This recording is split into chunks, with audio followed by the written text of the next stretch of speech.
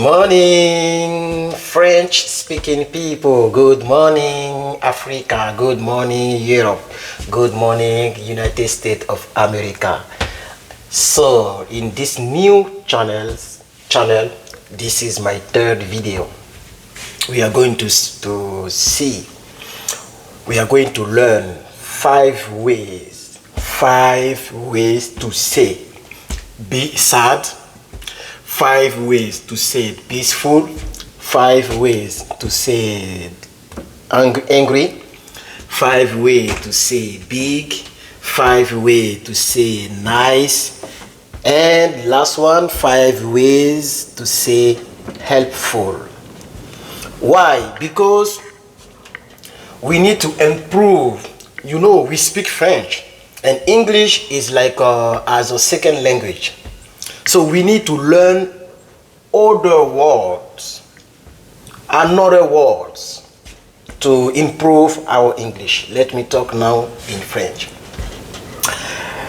Alors, soyez la bienvenue ici, donc la chaîne où nous apprenons Herman. Je vais changer le nom de la chaîne, ça m'a été conseillé. Désolé, je vais changer le nom de la chaîne. Je vais prendre donc le même nom que le mail. Donc le mail c'est Learn English with Herman. Donc la chaîne va s'appeler Learn English with Herman. C'est mieux comme ça, 3 mots. Learn English with 4 mots. Donc je peux mettre English with Herman. On peut Learn English with Herman. Peut-être les 4 mots, comme le nom de la chaîne. Voilà, on va coller ça d'une manière, vous allez voir. Donc ça va plus s'appeler El Professor. Hein? On va laisser ça. C'est trop amusant. On va prendre vraiment, parce que nous voulons apprendre l'anglais. Ok. Alors le but de cette chaîne c'est d'apprendre l'anglais. Ce n'est pas de me voir sous un autre aspect, genre comme si je suis trop fort en anglais, parce que je ne suis pas du tout fort. Vous pouvez le sentir dans mes prononciations des mots. Mes prononciations ne sont pas trop claires. C'est pourquoi je commence la chaîne avec des mots qu'on doit apprendre. Donc c'est d'apprendre. Ok, c'est d'apprendre. Quand je donne des mots, vous devez les connaître par cœur. Si vous connaissez déjà les mots, Dieu merci. Les mots que vous ne connaissez pas, vous les apprenez et vous essayez de les incruster dans vos langages. C'est-à-dire, moi, à partir d'aujourd'hui, je ne vais plus utiliser big et sad. Mais sad, là, c'est trop connu. Je vais retourner la caméra. Voilà. Le sad qui est là, désolé pour le reflet, hein, parce qu'il y a la fenêtre là et voilà. Peut-être que, attendez. Voilà, donc j'ai fermé un peu, j'ai mis les rideaux. Bon, c'est pas grave si on voit toujours. Vous voyez, quand on dit sad, tu vois, ça c'est trop connu. Tu vois un peu, non? Donc, est-ce que tu peux chercher un mot parmi les 5 là pour trouver sad? Et tu vas utiliser ce mot à chaque fois que tu veux dire tu es triste. Ok?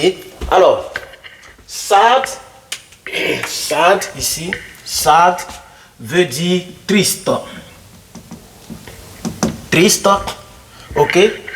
Voilà, ici, peaceful veut dire quelque chose qui est calmant, quelque chose qui calme, quelque chose qui te permet de te reposer, d'être à l'aise, d'être relax, ok? Voilà, peaceful, il n'y a pas d'espace. Hungry, c'est quelque chose qui t'énerve, ok? Voilà, se fâcher, ici il y a l'espace, on peut mettre. Se fâcher, hungry, ok? Hungry, parce que ne faites pas, il y a hungry, et puis il y a hungry, qui veut dire que tu as faim. Les deux la fatiguent souvent. Donc hungry. Big, voilà, vous connaissez quelque chose qui est gros, grand. Nice, quelque chose qui est joli, magnifique, génial. Voilà. Et puis helpful, quelque chose qui est aidant, quelque chose qui peut t'aider, qui est bénéfique. Vous voyez, non? Voilà. Donc, je vais donc mettre le stylo dans le fourreau. Donnez-moi un instant. Pour l'instant, c'est comme ça qu'on s'en sort. Hein. Plus tard, on va évoluer. Voilà. Plus tard, on va évoluer. Et acheter une caméra d'ici.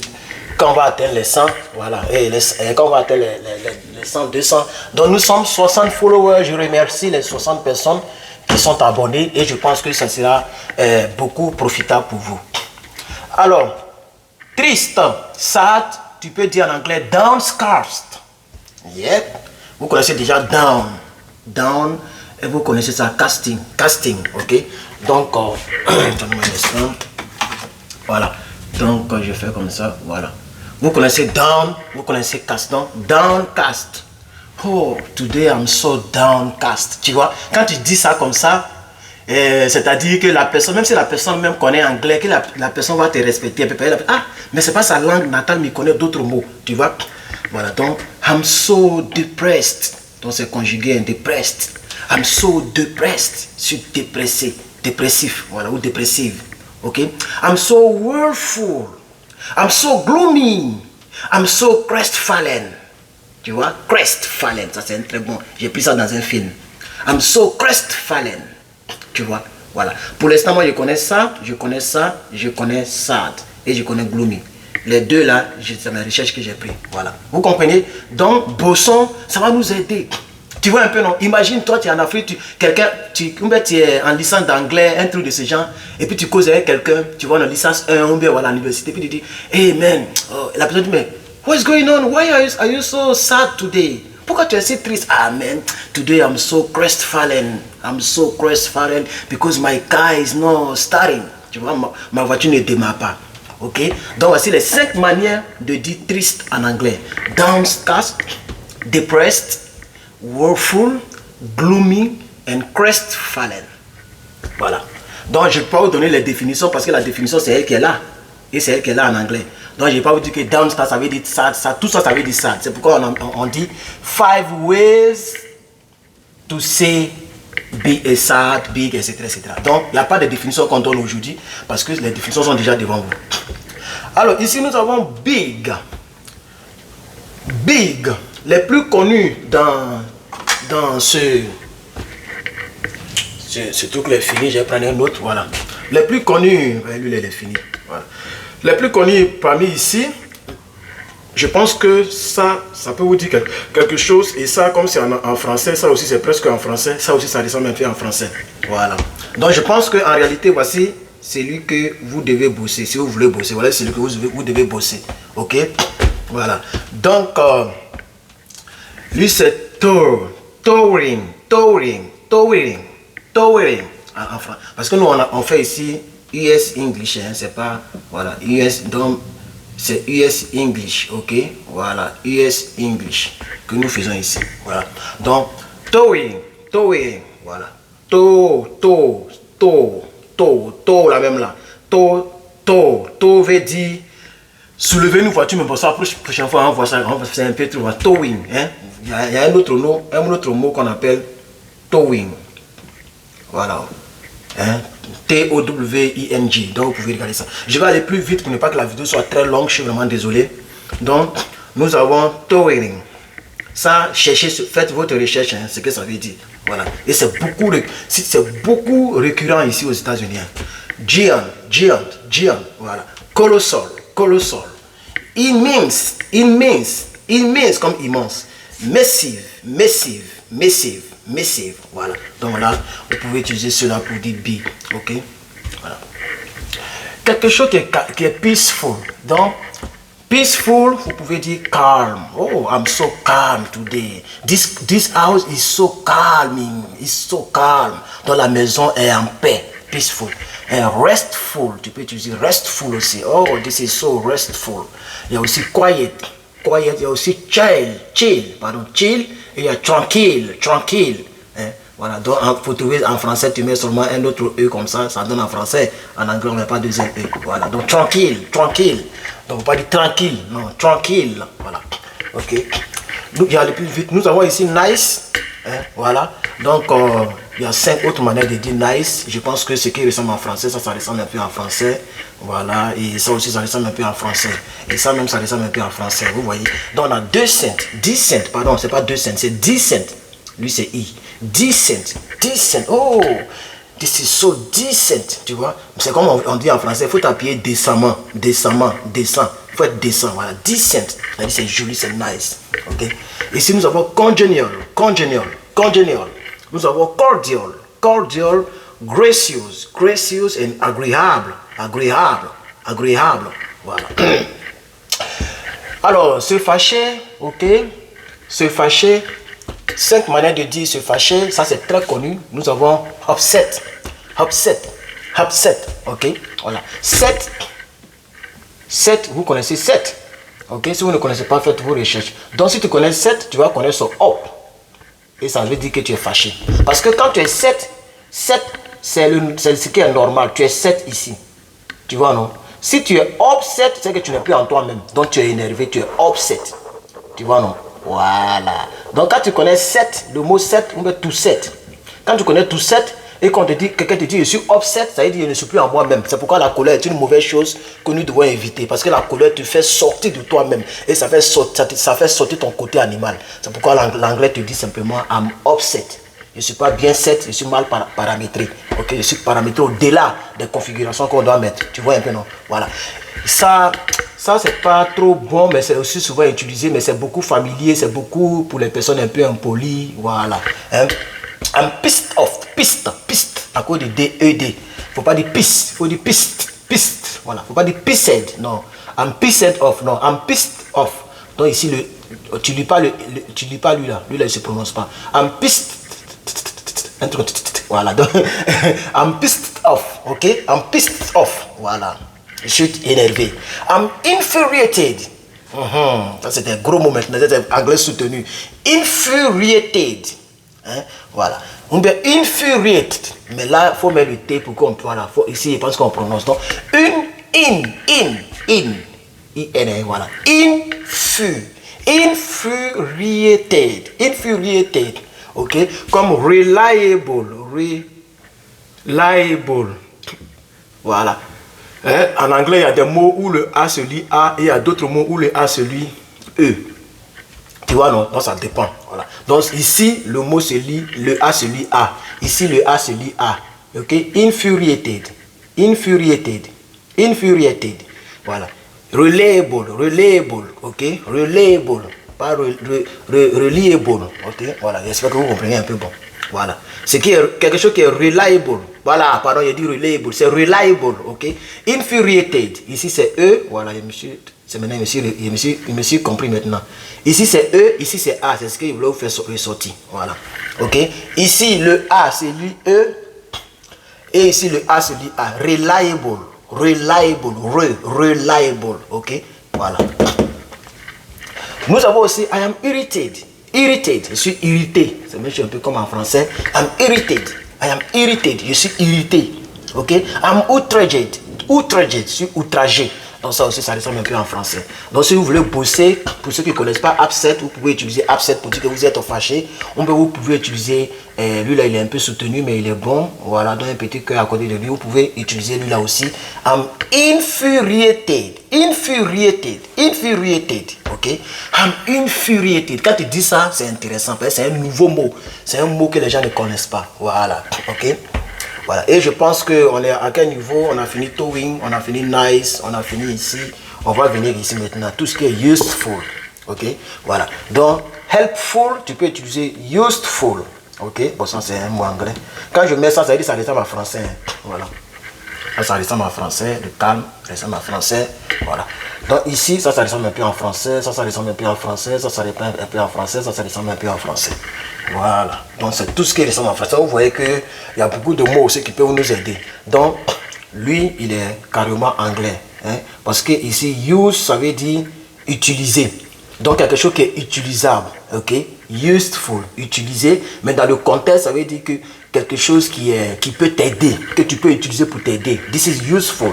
This microphone is useful for my video. Tu vois? Donc ça veut dire quoi? Ça m'aide pour ma vidéo. Ça permet à ce que vous puissiez, même si quand je m'éloigne, je pense que vous m'entendez distinctement. Voilà, donc il est useful pour la vidéo. Attends, voici c'est allumé. Hein. Ah ok, c'est pas. Ok, voilà. Donc vous pouvez utiliser beneficial. Et ici, vous pouvez dire charitable, cooperative,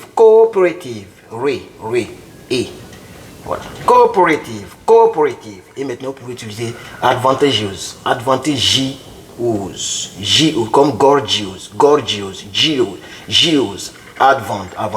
avantageux.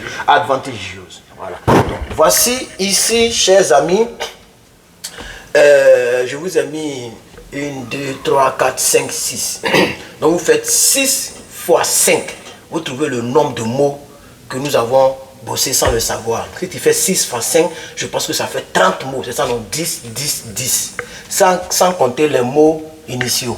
C'est-à-dire celui-ci, celui-ci, celui-ci, celui-ci, celui-ci, celui-ci. Donc en réalité, ça fait 35 mots sur ce petit tableau. Nous avons 35 mots. Ah, on dirait que je peux cadrer. Qu'est-ce que vous en pensez si je cadre le truc comme ça? Hein?